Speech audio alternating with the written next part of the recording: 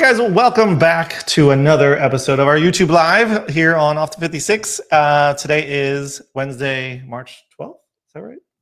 Yeah, sure. March the 12th. Why on a not? Very rainy day here in San Diego. It is. It is a rainy day. It's gray. It's chilly. That's all right. It's pretty cold in this office right now. We need it. I know. We need it. As on, I do have my sweatshirt on. It's chilly out there, but San Diegans love to say that, man, we really needed this rain. We needed this. You say that.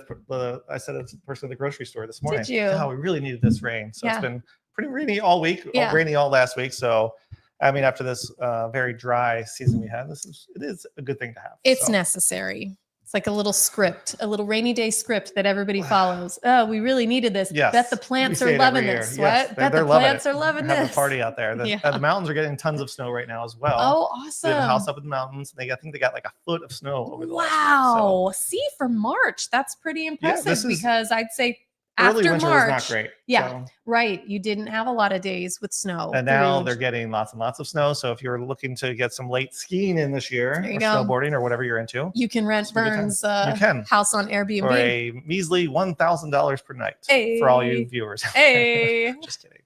It's only $2,000. Okay, so today we're going to talk about a little bit about what's going on in San Diego. We'll talk a little bit about the real estate market, the comings and goings of new developments, new restaurants. And if there's anything you guys want us to cover on this in the future, please let us know because we'll be happy to, we want to give you guys information that you actually want to know about. Right. So if you want more comings and goings information or more real estate news, we'd be happy to accommodate. Right. As always, put your questions in the comments and we'll get to them as we go through the show here. We're going to go for about 30 minutes as we typically do. But if you have more questions, we'll stay as long as you guys need. So with that said. Not me, though. I'm out of here. Before we get started, anything you've come across this week that you wanted to talk about? In the news or just locally here in San Diego? What's going on? Kind of a slower week, not a ton. The news week was a little bit slow, not going to lie.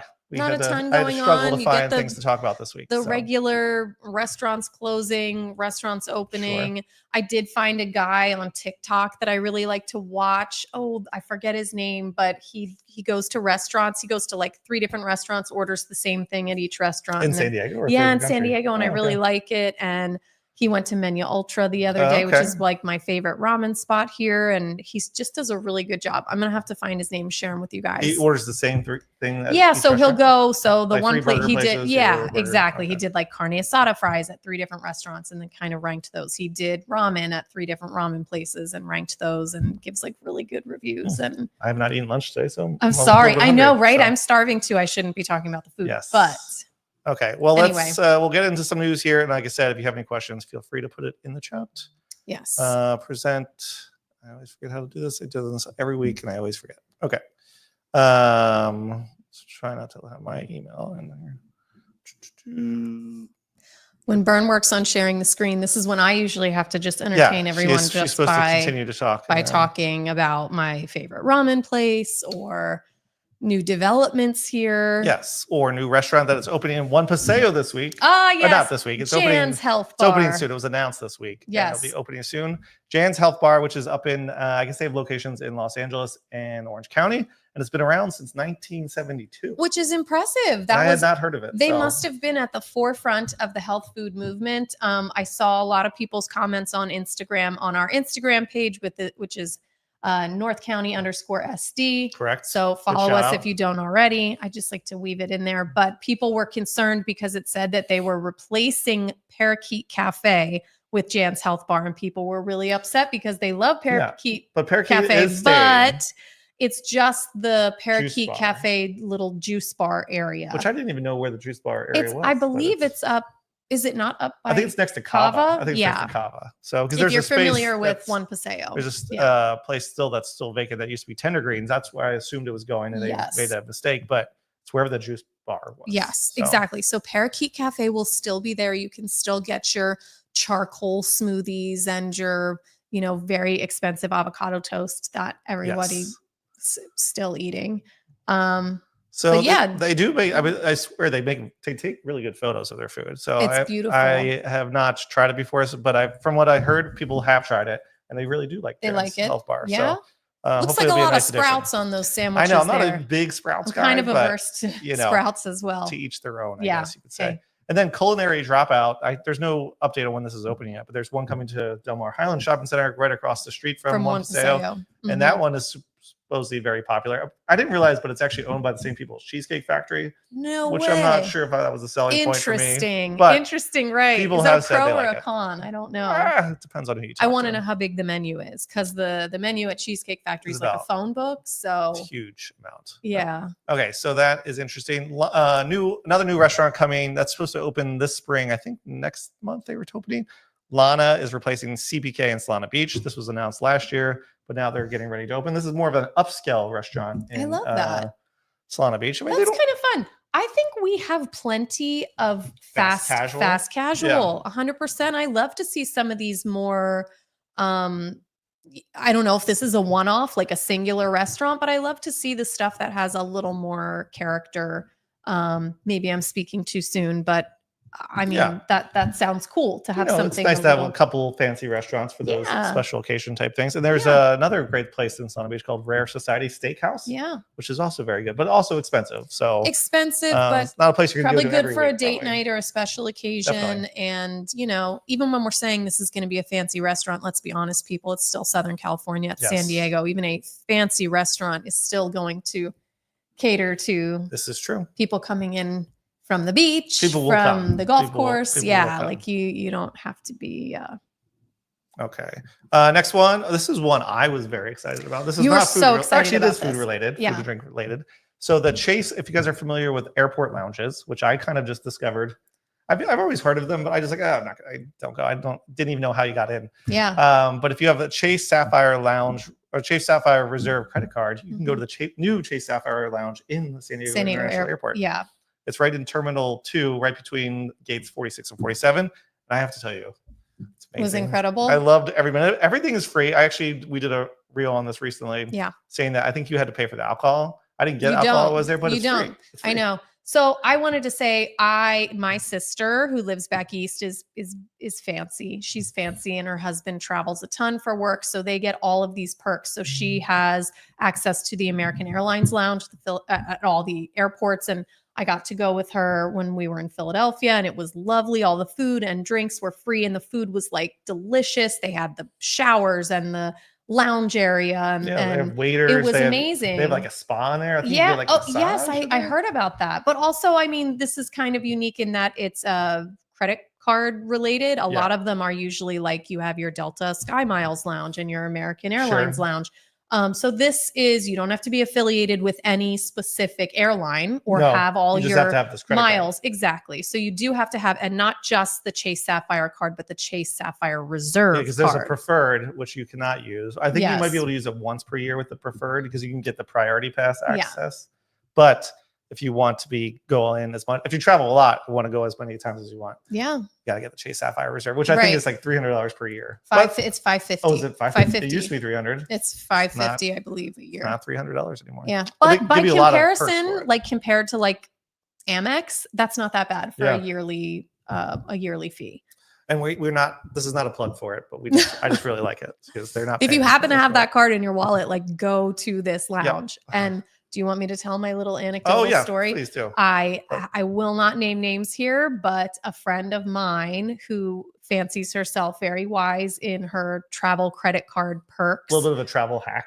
Loves travel hacks. She and her husband booked I would guess, pretty inexpensive flight on Southwest, took their Chase Sapphire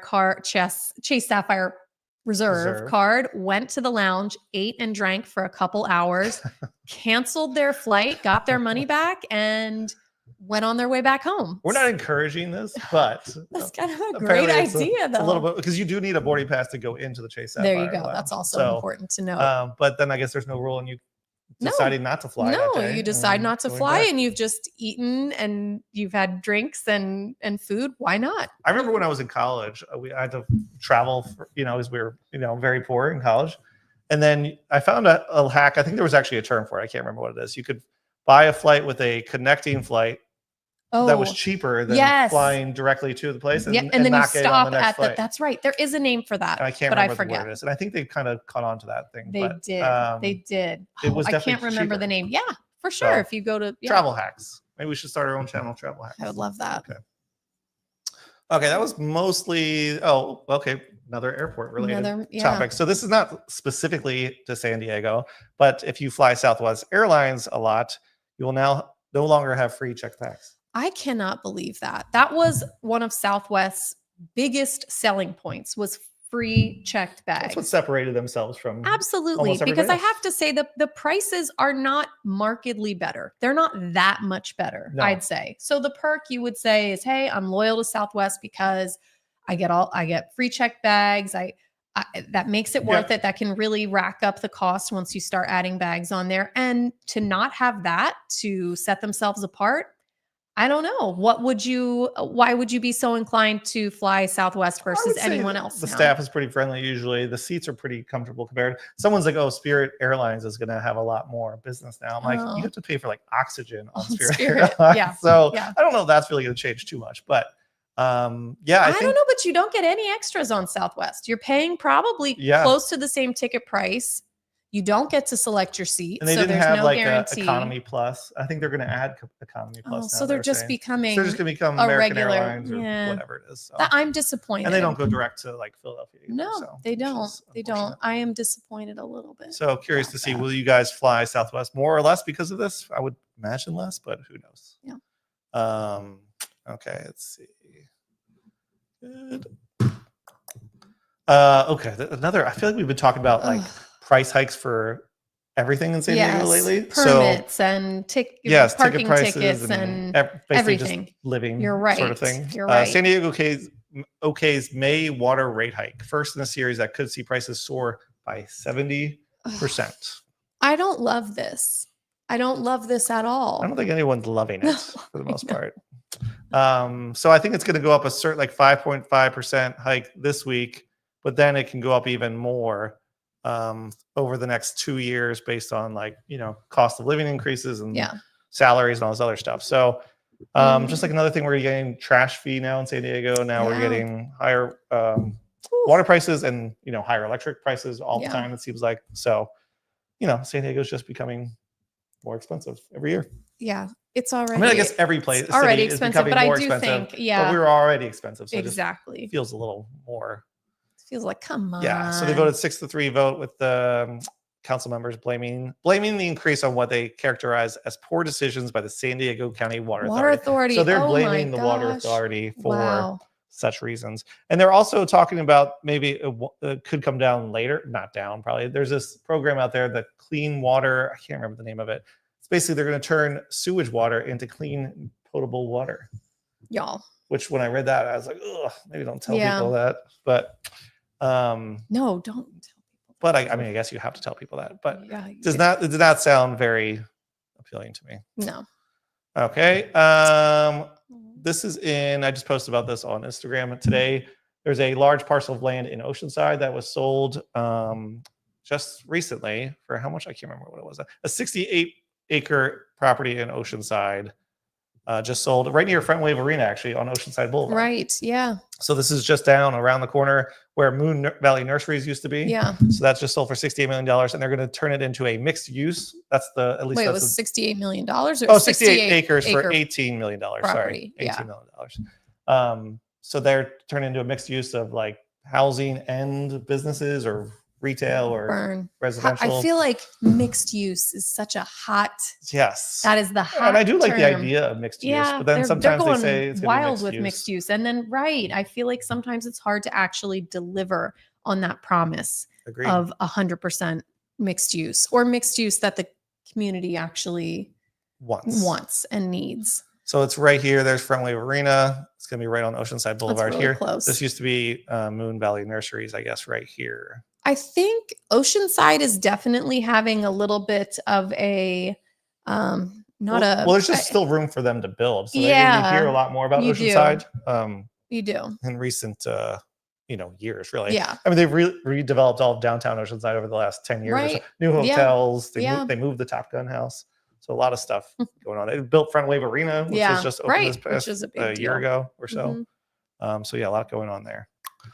Okay, now let's get into some real estate news. Wasn't like huge news here, but Weekly mortgage demand surges 11% higher as interest rates dropped for the sixth straight week, which is good news for home buyers here. Sure. Obviously, everyone knows mortgage rates are higher, but these have come down quite a bit. And most of the rates I've saw here, I think I was on Wells Fargo's website. They're at 6.25%, and same with Mission Fed and Bank of America. So everyone seems to be around that number. That's pretty impressive. I mean, they got down into the 5s in the end of last year, yes. like October, November, I think. And then they shot back up to like 7% something. And now we're at, 6.5, 6.6%. So I think they ever get back down to that 6% range, people will feel much better about buying right now. But there's a little hesitation with people with the economy going on right now.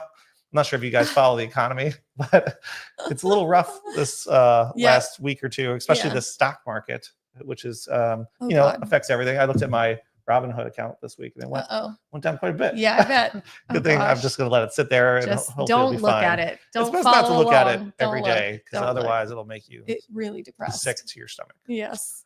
In the housing market in general, it's definitely not as hot as it was last spring at this time. Yeah, because we're not even mid-March. I guess we're almost we are. Now. We're about March, And by this time last year, things were selling like hotcakes. I mean, if they price them low, then they do get the multiple offer situation. But if you price it where you think it's going to go, it tends to be a little bit quieter.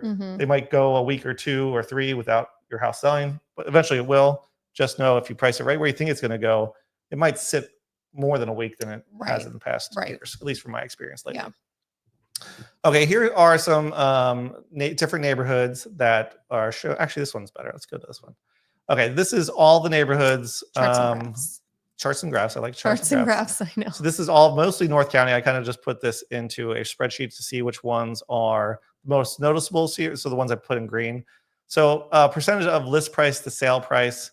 I put the ones that had the lowest one. So Oceanside at 95%, 96% Encinitas, 97 for Oceanside. So Oceanside market is definitely a little bit slower. The days on market's a little bit higher for them too. So 40, 42. So if you're trying to sell a place in Oceanside, it's going to take a little bit longer. And the people seem to be selling for less than like almost 4% less than asking price. So I thought that was interesting. Buyers love to hear that. Well, I just wanted to see like if there's certain neighborhoods you're targeting, this could be a good chart to go off to see which one has the most competition versus ones that don't have the most competition.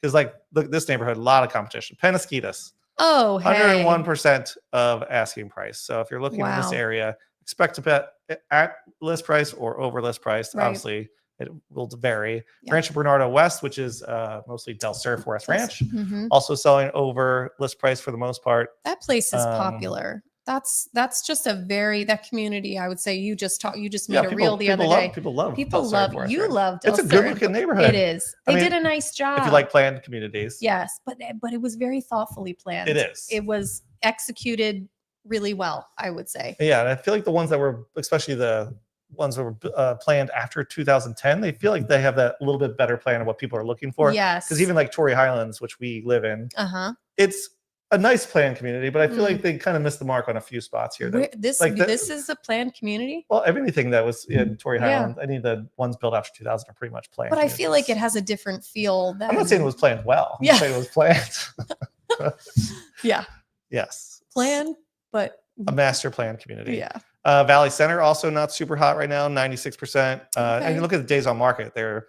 I mean, these areas, the outskirts of San Diego County, usually are not super hot compared to some other areas. So 100 days on market, 94 days. And I would say 50 days for which one's this one? Escondido West. I would say that's probably because you are a little more removed from some of the San Diego amenities. You're further from the beach. You're further from the airport. And I think a lot of those homes out there also, it takes a real specific buyer. It's not as many, especially Valley Center. I feel like maybe not like tract home. Like you probably have some pretty unique properties there. Same with Escondido, larger properties. And that takes a special buyer. Yeah, I showed one up in Vista recently and the property was on 6 acres of land. Wow. But on the drive up to, it's a little remote. It didn't feel as neighborhoody. So you do have to find like the sort of the right person for something like that. For that, right? And they tend to take a few weeks longer to sell. Yes, exactly. So just keep that in mind. That what is Vista's numbers on here? Did I even put Vista on here? I might not. Sorry, Vista. I didn't do that on purpose. Charts and graphs. I love a good chart. Let's see. Oceanside again, 96%. Which one other one that has lots of days on market? Let's see, 50 plus Escondido, 40 for Oceanside, 51 for Fallbrook. Makes sense. Also a specific, you need Oceanside a specific East, type of buyer. 63. So yeah. And then let's see who has the least amount of days on market. Let's see, Carmel Valley, not shocking by that. Yeah. They're just under 99%. So just less than 1% less than asking price. So I just thought this chart was interesting. Stays popular. Yeah, it really stays popular. Seems to withstand most of the ups and downs of the market. What do you attribute that to? I'd say what the 56 corridor in general it's super central to all of San Diego. Yep. You can you go north easily, you can go south easily. I feel like it's the middle of San Diego County. I think so too. I agree. Schools are generally rated pretty much high. All of them. Yep, yeah. Exactly. All of them. You're right. Yeah. People are clamoring to get into some of those high schools in, Carmel Valley over there. Some of their schools rank in the top 10 in the entire state of California. You should keep that in mind. Yeah. That's a big deal to a lot of people. A lot of people. Yeah. And then if you get to the very north end and the very south end, you'll see it not be quite as crazy as it is in the middle of San Diego County. So that's why this area seems to be one of the most popular places. Yeah. So yeah. And it shows in the prices because they're not cheap. That's right. 100%. Yeah. Okay, that was pretty much most of our stats for this. So we got Deb in the house. Hey guys, watching from Westlakeville. Deb, when are you going to move down here? I feel like you've been watching our videos for a very long time, and you have not moved down here. You don't have to go to Carmel Valley if you don't want to. If you don't care about the schools, we can find you a home somewhere else. I think if I remember correctly, you like Landini's Pizza in downtown San Diego, so we can get you a spot right next to there. That'd be great. But yeah, let us know if you guys have any questions in there, and make sure you follow us on our Instagram channel. We have we call it channels on Instagram. No, I think it's an Instagram page. It's like a page. That's it. I should know these things. At North County _SD. I'm just gonna plug it. I'll just keep plugging it. So we post every day. Sometimes you're like posting 6 days like multiple times a day. Sometimes I like doing it. It's kind of fun. So keeping up with the news, guys. It's like. So anything that's going on in San Diego, we posted on there. Real estate related, restaurant related, openings and closings and new developments and sales. Oh, one last thing I wanted to mention. So if you are familiar with Torrey Highlands, there is an area right next to the freeway over, I don't know why I'm pointing because you guys can't see what I'm pointing at. Right at Camino del Sur and the 56 freeway, just south of it, there's a little pad there that's owned by Kilroy. It was supposed to be like an office building called Santa Fe Summit. Yes. And now they just asked to change the zoning to residential. Okay. So I think we've talked about that briefly. It's supposed to be either condos or apartments. I'm going to do a reel on this in case you don't follow us on Instagram. It'll be on there soon. So I just heard that. Not space for single family homes. It's got to be townhomes or condos or apartments. It's not a very large parcel of land there, but that has been empty for 11 years. So, and has had a sign up for 11 years, 12 years since almost. Since I moved here. Just saying, coming soon, and nothing has sometimes come they soon. build a tiny little building there, and then they tear it down. So yeah. So I guess they just asked the city to change the zoning, and it sounds like they're just allowing these things to happen all the time. So that will happen. And then across the street from us, if you know Merge 56, I think we brought up this last week, owned by Alexandria and Seabreeze Properties, I think co-owned together. Alexandria is selling off a lot of the land. They just sold a piece in Mira Mesa. They sold off a piece in Scripps Ranch, and potentially could be the next one here at March 56. So, yeah, that is a little more space. I mean, that's a much bigger pad. You could do something. I don't think it'll be single families. If anything, it'll be like those tall. So you're saying residential for right here as well? Well, it's possible. That hasn't been announced, but the one over there for sure. Here, we're supposed to get this mixed use office space with retail, restaurants, that sort of thing. And it remains to be seen what's going to happen there. So as soon as I find information, I will definitely pass it along. Yeah. Deb's got a few more questions. I know I need to get in touch maybe. So then I'll keep watching. That sounds good. Nice. Oh, you were down this weekend. Oh, okay. We'll stop by the office one day, Deb. Yeah. Jeez, I thought we were friends. Okay, if any last questions, otherwise we will see you next week. I put a little a poll on the channel, the YouTube channel, about what times you guys would like to see this YouTube live, either at noon or 4 o'clock. It was relatively even, so I might keep it at 4 for now. But if you, we'll see how it goes. If more people could tune in later, then we'll probably do it later, because we like to be interactive, get questions, all that good stuff. That's right. And to remind people that we are real estate agents. Yep.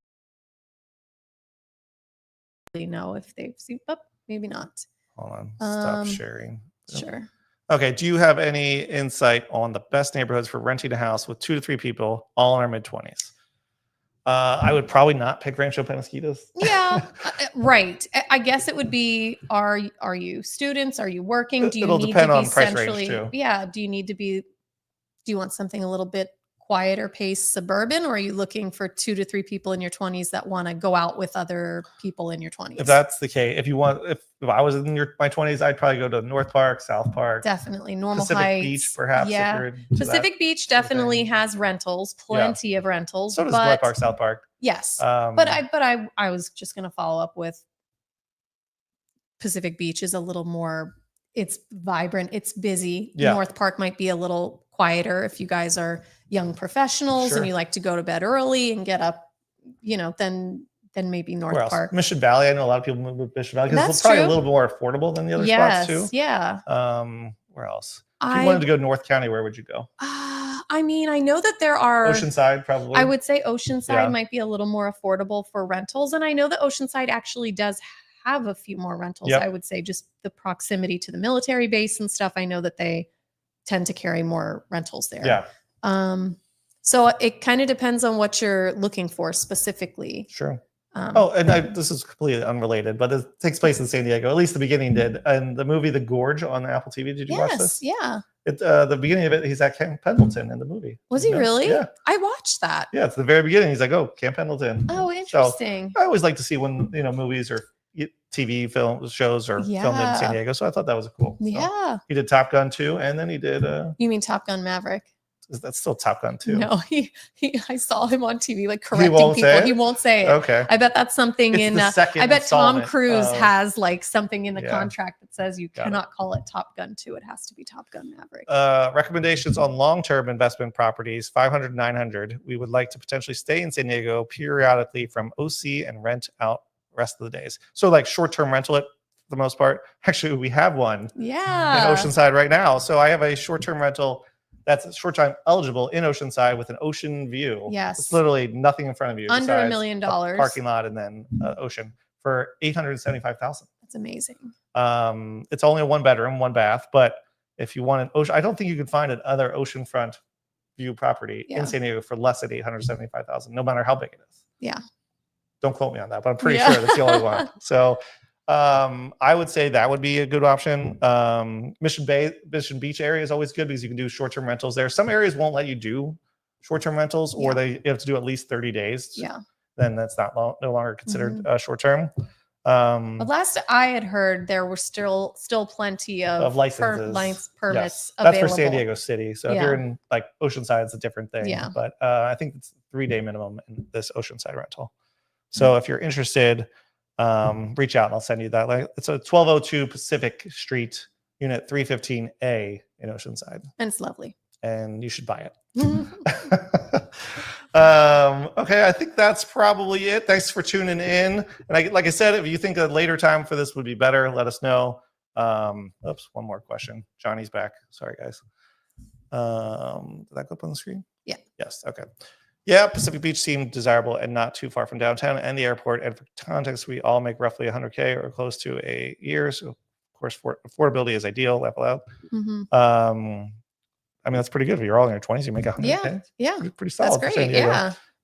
Shouldn't have any trouble renting. Yeah, you should be able to find something pretty good in a lot of areas. Maybe not Rancho Santa Fe. Yeah. But, which you probably wouldn't want to live in anyways. But Pacific Beach is definitely desirable. And if you're looking to hang with other people in their 20s, that's definitely where. I mean, you could go if you guys make that much money, you could go to La Jolla. It's a little quieter. Mm-hmm.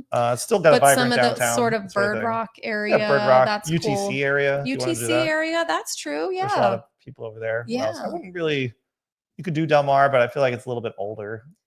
It's quiet. Encinitas, I think, would be good if you want to go North County. Encinitas, Leucadia area has a mix of young and old and middle. And small little bungalows and some it's got apartment a cool style stuff. That's true too. Would you say it has the best nightlife of any downtown in North County? You mean like beach downtown? Yeah. Oh, Encinitas. I guess Oceanside has a pretty good. I love that whole Encinitas Leucadia area. Yeah, it's good. fun. I think if I didn't live in the cute. suburbs, I think I would go toward Encinitas. Yeah. But yes. So anyways, hopefully that was helpful. All right, I think that's a wrap for our this week. We'll be back again, I think, next Wednesday, if all goes as well. Yes. And hopefully it will not be raining. And if this is your first time watching us here, let us know. We are real estate agents here in San Diego. So if you ever need help buying or selling here, we'd love to help you out. That's right. And if you have any just questions about San Diego, comings and goings, feel free to reach out as well. That's right. Any last thoughts? No, you covered it all. Perfect. Thanks for watching, guys. Thanks for watching. Catch us next time. Bye.